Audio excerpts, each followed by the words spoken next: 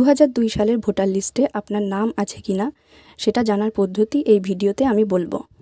ফোনের মাধ্যমেই দেখে নিচ্ছি ভিডিওটা। প্রথমে গুগলে যাবেন।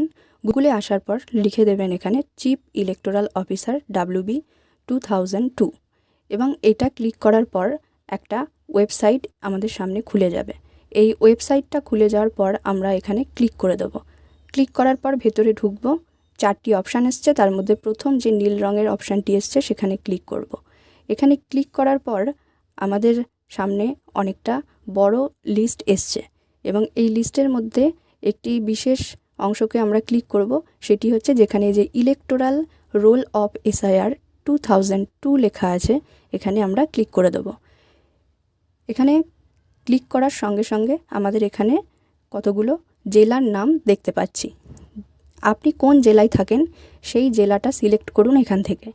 যেমন আমি হুগলি জেলায় থাকি, হুগলি সিলেক্ট করলাম। সিলেক্ট করার পর এখানে কোন বিধানসভায় আমি ভোট দিয়ে থাকি সেই বিধানসভার নাম এখানে দেখাচ্ছে। যেমন আমি বলাগড় বিধানসভায় ভোট দিয়ে থাকি, তো বলাগড়ে ক্লিক করে দিলাম। ক্লিক করার পর আমি কোন স্কুলে ভোট দিই সেই স্কুলের নামটা এখান থেকে আমাকে ক্লিক করতে হবে।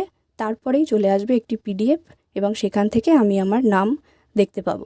যেমন আমরা গুপ্তিপাড়া বান্ধব সম্মেলন স্কুলে ভোট দিয়ে থাকি, তো সেই অপশানে চলে যাব এবং সেই অপশানে ক্লিক করে দেওয়ার পর আমাদের সামনে একটা PDF খুলে যাবে। চলুন দেখে নিই।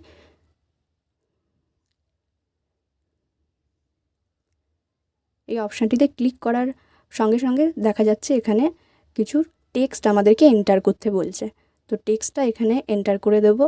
এন্টার করে দেওয়ার পর এখানে আমাদের ভেরিফাই করে নিতে হবে এবং ভেরিফাই অপশানে ক্লিক করলেই আমাদের সামনে একটা লিস্ট খুলে যাবে PDF আকারে এবং সেখানে গেলেই আমরা নিজেদের নাম দেখতে পাবো। আপনি চাইলে আপনার নিজের নাম যদি নাও থাকে, আপনার কোনো আত্মীয় বা আপনার কাকা, বাবা, মা যারই হোক না কেন এই লিস্টের নাম আপনি এইভাবে সার্চ করে দেখতে পারেন। Thank you.